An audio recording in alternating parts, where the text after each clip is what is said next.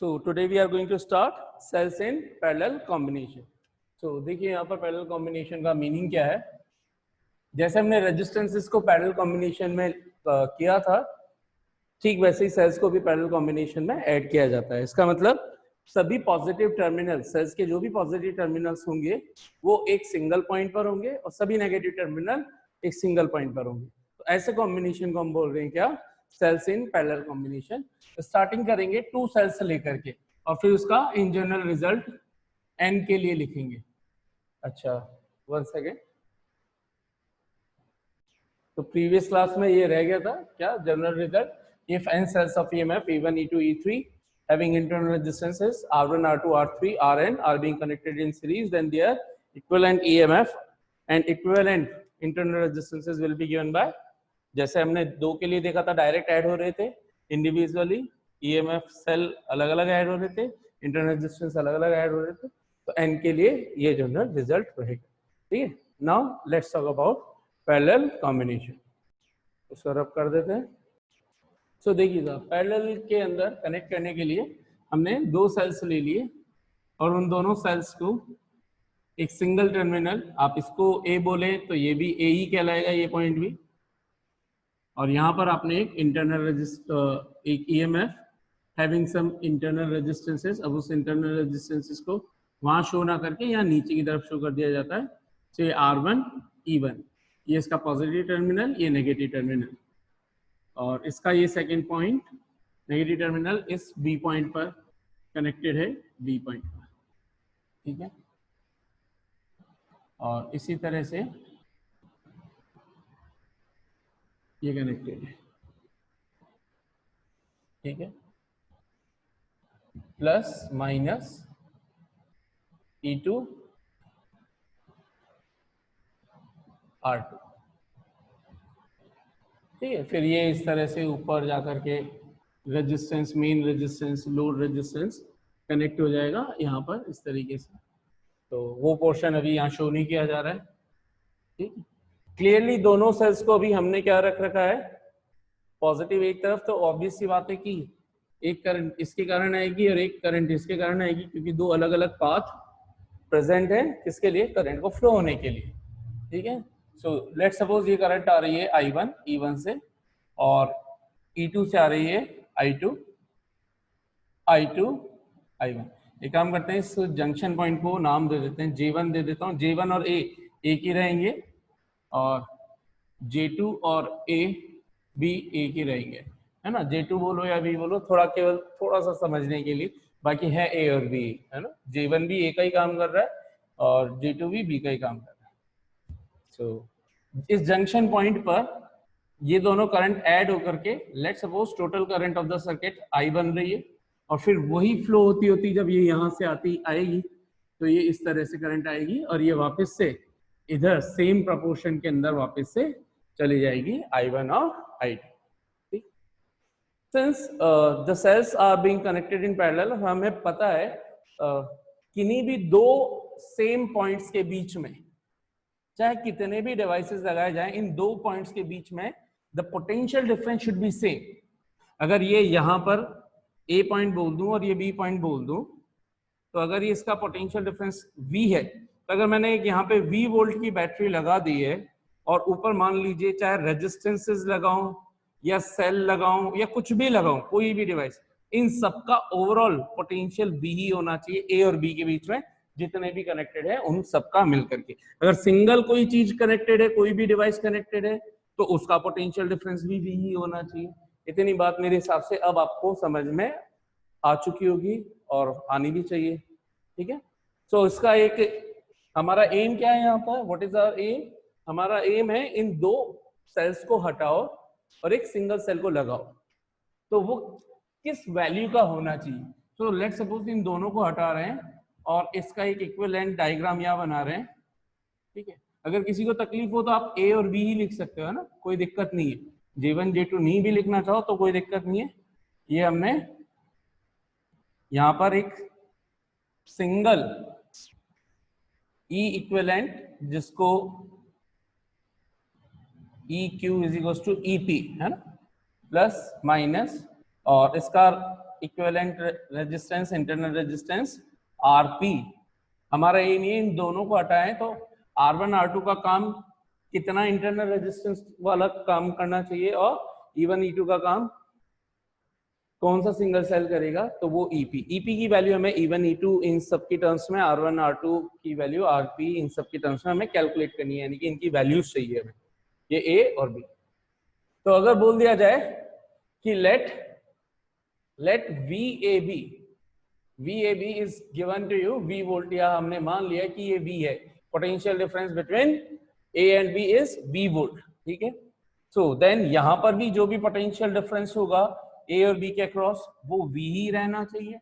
It's pretty much clear, यानी कि ये EP और V के अंदर रिलेशन क्या होना चाहिए, V is equal to EP minus total current I बनी रहनी चाहिए, I इधर से प्लस से बाहर निकलेगी, नेगेटिव के अंदर एंटर करेगी, तो IRP, this should be the relation. ये हम पहले ही चेक कर चुके हैं कि पोटेंशियल डिफरेंस और EMF अगर कुछ इंटरनल रेजिस्टेंस रखता है तो ये रिलेशन होता है, इंटरनल रेजिस्टेंस नहीं होता, R0 होता, तो क्लियरली V और EP दोनों इक्वल होते हैं। लेकिन हमने यहाँ पे बोल रखा है कि R है एक, किसी को दिक्कत हो तो आप यहाँ पे बना सकते हो, ठीक है, ये यहाँ पे बना सकते हो, फिर इसको आप ऐसे बॉक्स में बंद कर दें, तो ये आपका RP, ठीक है। सो या तो यहाँ बनाओ या वहां बनाओ, या दो डायग्राम अलग अलग बनाओ, जैसा आपको समझ में इजीली आए, that you need to do it, ठीक है। आप यहाँ पे भी वही काम कर सकते हो कि R1 R2 यहाँ पर भी बना सकते हो इस तरीके से, या सेपरेट दो डिफरेंट डायग्राम, फिर ये यहाँ पे शो नहीं करोगे, तो ये एक कोई सा एक मेथड को फॉलो कर लो, और दोनों डायग्राम समझने के लिए बनाने तो दोनों भी बना सकते हो, दोनों में प्रॉब्लम नहीं। समझने के लिए आप अपने रजिस्टर के अंदर दोनों डायग्राम बना सकते हैं। फिर जब ऐसे बनाते हैं तो इस तरह से बॉक्स बना देते हैं, जिससे क्लियर होता है कि इसके ही इंटरनल रेजिस्टेंसेस हैं, ठीक है। सो यहाँ पर देखें तो ये A और B के बीच में J1 और J2 एक्चुअल में A और B ही है, तो इनके बीच का पोटेंशियल V रहना चाहिए, और यहाँ नीचे भी इनके बीच का पोटेंशियल V ही रहना चाहिए, ठीक है। अब हम कहानी स्टार्ट करते हैं। जैसे रेजिस्टेंस के अंदर हमने एक्सप्लेन किया था कि जब भी हम डेरिवेशन स्टार्ट करें रिजल्टेंट फाइंड करने के लिए, इक्विवेलेंट फाइंड करने के लिए, डेरिवेशन हमेशा कहाँ से स्टार्ट करना होता है, जो चीज डिवाइड हो रही हो। यहाँ ध्यान से देखा तो पोटेंशियल तो है सेम है, पैरेलल में पोटेंशियल क्या रहता है, सेम रहता है, तो ये भी A और B के बीच का पोटेंशियल डिफरेंस था V, ये भी पोटेंशियल, तो V तो सेम रहा। डिवाइड क्या हो रही है यहाँ पर, करंट, तो हमारा डेरिवेशन कहाँ से स्टार्ट होना चाहिए, I से, ठीक है। I का इसमें रिलेशन ध्यान से देखें तो ये आ रहा है, इससे हम कंपेयर करेंगे बाद में, जो भी सिचुएशन एक आएगी, और उसको कंपेयर करके जैसे हमने सीरीज में किया था कंपेयर, वैसे ही ईपी और आरपी की वैल्यूज को फाइंड आउट करने की कोशिश करेंगे। तो देखिए यहाँ पर, सो स्टेप 1 क्या होना चाहिए, स्टेप 1 हमारा the potential difference between the first cell will be क्या रिलेशन होना चाहिए, VAB की वैल्यू हमने V मान रखी है, VAB अगर V है तो इसका रिलेशन क्या होना चाहिए, V is equal to E1 minus I1 R1। Equation number 1 बहुत क्लियर हो चुका होगा। V E1 और R1 अगर हैं तो V और E1 R1 के अंदर रिलेशन। किसी को प्रॉब्लम हो तो शुरू में V1 लिख दो, V1 is equal to V लिख दो, डजंट मैटर एट ऑल, ठीक है। Step 2, similarly the potential difference between the second cell will be given by, ये भी B और A और B के बीच में, या J1 और J2 के बीच में, अगर J1 J2 घटा ही देते हैं, लौटा A और B के बीच में ही रखते हैं, सो ये भी B ही है, सो लेकिन सेल E2 है, उसके रेस्पेक्ट में करंट I2 है, इंटरनल रेजिस्टेंस R2, तो E2 minus R2, equation number 2, ठीक। हमारा डेरिवेशन का काम कहां से स्टार्ट होता है, डेरिवेशन का काम स्टार्ट होता है करंट से। करंट होती है हमारे पास I is equal to I1 I2। आप एक काम करो, उसको स्टेप 2 दे देते हैं, और उसको स्टेप 1 स्टेप 3 दे देते हैं। स्टेप 1 यहाँ पे लिख रहा हूँ मैं, है ना, सिंस ये स्टेप 1 यहाँ से करेंगे ताकि आपका एम बिल्कुल क्लियर चलता रहे कि डिवीजन जहां से हो रहा है वहां से कहानी स्टार्ट करनी। Step 1 in parallel combination I is equal to I1 plus I2। इससे हुआ क्या, ऐसा करने से हुआ क्या, इससे हुआ ये कि हमें एम क्लियर हो गया कि हमें एक तो वैल्यू चाहिए I की, एक वैल्यू चाहिए I1 की और एक वैल्यू चाहिए I2। सो I1 की वैल्यू कहां से निकलेगी, इसको इक्वेशन 2 दे दिया और यहां से I1 की वैल्यू निकाल ली। तो I1 की वैल्यू क्या होनी चाहिए, V minus E1 sorry E1 minus V upon R1। ये नेगेटिव है तो पहले ये इधर जाएगा, ये इधर ट्रांसफर होगा तो E1 माइनस V बनेगा और ये इधर जाकर के पॉजिटिव हो जाएगा। मैंने वो स्टेप डायरेक्ट हटा दिए और फिर R1 नीचे आ गया। सो इसको दे दी इक्वेशन नंबर 2 3 और यहां से इसको बोल देते हैं equation number 4। Similarly I2 will be is equal to, आप चाहो तो एक के नीचे एक लिखना, थोड़ा सा पेज भर जाएगा, अच्छा लगेगा derivation. E2 minus V upon R2 equation number 4। ठीक है, आपका एम प्रिपेयर हो चुका है कि यहां पर हमारे पास I1 और I2 मिल चुकी है। ये दोनों किसको रिप्रेजेंट कर रही है, मतलब किसको किसको क्या रिप्रेजेंट कर रही है, I1 और I2 हमारे पास आ चुका है। I निकाल लें तो I क्या हो जाएगा, EP माइनस IRP। अब एक तरीका तो है कि आप यहां पर इसको वैल्यू रखो फिर EP और IRP का रिलेशन निकालो। दूसरा तरीका आप यहां पर क्या कर सकते हो कि यहां पर आप ऐड कर दो पहले और I को I रहने दो, यानी कि अभी यहां पे सब्स्टिट्यूट मत करो इसकी वैल्यू। हम लास्ट में टोटल करंट I चल ही रही है इस पिक्चर के अंदर, तो लास्ट के अंदर इस फॉर्मेट को बना लेंगे इन दोनों के। तो नाउ सिंस बाय इक्वेशन 1 या आप ये बोल दो by 3 and 4 into equation 1, by 3 and 4 into equation 1 में सब्स्टिट्यूट कर दो, वी गेट क्या मिलेगा हमें, I is equal to I1 की value E1 minus V upon R1, E2 minus V upon R2। इसको थोड़ा और सॉल्व करें तो E1 upon R1 minus V upon R1 plus E2 upon R2 minus V upon R2। I guess ये तो लिखना आता होगा। इस पूरे ब्रैकेट को सेपरेट कर लिया इस तरीके से, R1 इसके भी नीचे चला गया, एलसीएम आता तो वापस यही वैल्यू आनी थी। ठीक है, इनको भी सेपरेट कर लिया तो ये इस तरीके से सेपरेट, तो देख सकते हैं कि ये R2 एलसीएम होता तो वापस यही रिलेशन मिल रहा होता, तो उनको वापस से ब्रेक कर दिया। ब्रेक इसलिए किया है ताकि E1 E2 वाली टर्म्स एक साथ लिखी जा सके। So I is equal to E1 upon R1 plus E2 upon R2 minus V common 1 upon R1 plus 1 upon R2। यहां से क्या करो, V निकाल लो, इससे क्या करो V निकाल लो।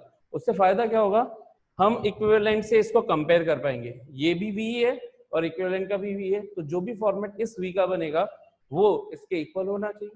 सो ये this is our aim.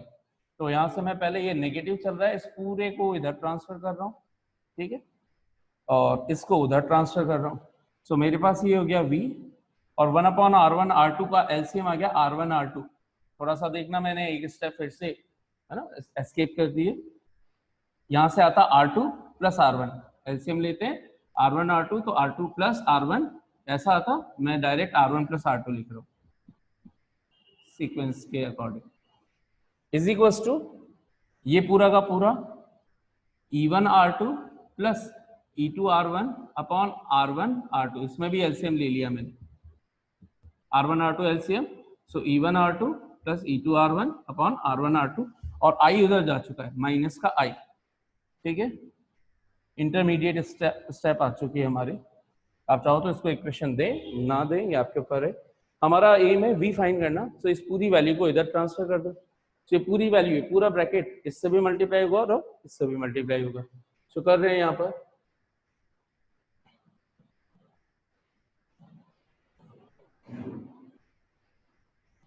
So V is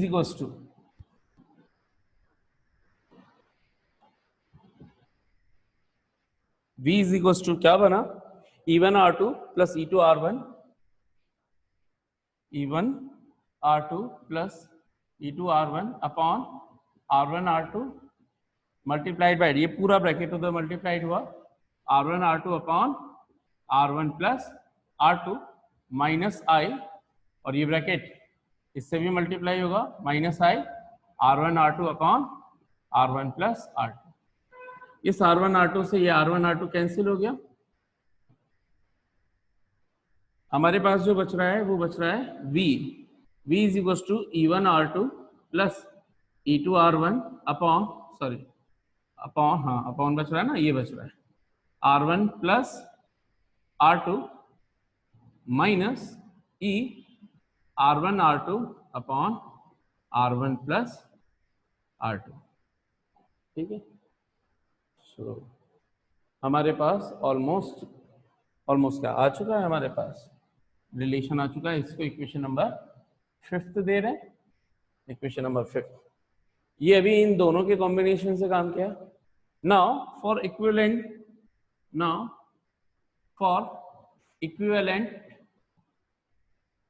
parallel circuit V है, क्या मिल रहा है हमें इक्विवेलेंट पैरेलल सर्किट से, V is equal to VAB, यहाँ पे भी वही है, VAB is equal to V, और इसकी वैल्यू क्या है, EP minus IRP। Equation number 6, ये भी V को ही रिप्रेजेंट कर रहा है इक्वेशन 6, और इक्वेशन 5 भी V को ही रिप्रेजेंट कर रही है, तो दोनों शुड बी सेम। कंपेयर करें तो EP की वैल्यू नजर आ जानी चाहिए, फॉर्मेट देखें EP माइनस IRP, तो ये पूरा का पूरा होना चाहिए EP, और I के साथ जो भी मल्टीप्लाई हो रहा होगा वो होना चाहिए RP। So by comparing 5 and 6 we get, क्या मिल जाएगा हमें, EP is equal to E1 R2 plus E2 R1 upon R1 plus R2। Equation number 7, अब इसके नीचे जगह नहीं है, मैं यहीं पे पैरेलल में इसके सामने ही कर रहा हूं, एंड आप लोग नीचे लिखिएगा RP is equal to R1 R2 upon R1 plus R2। अब इसको थोड़ा सा और अरेंज करेंगे हम, इक्वेशन नंबर 8। 7 और 8 ने हमें equivalent potential EMF and internal resistance की वैल्यू दे दी है। अगर थोड़ा सा उसको अरेंज किया जाए तो देखिए उसको कैसे लिखा जा सकता है,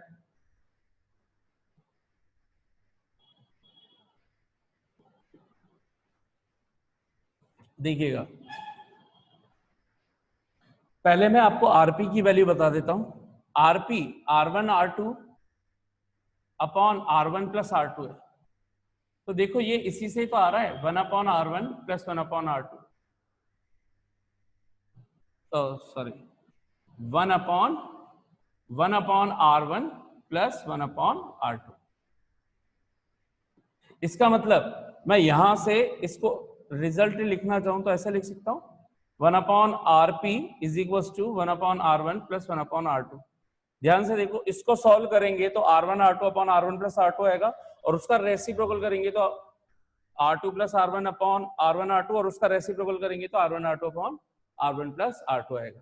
यहां तक कितनों को अच्छे से समझ में आ चुका है।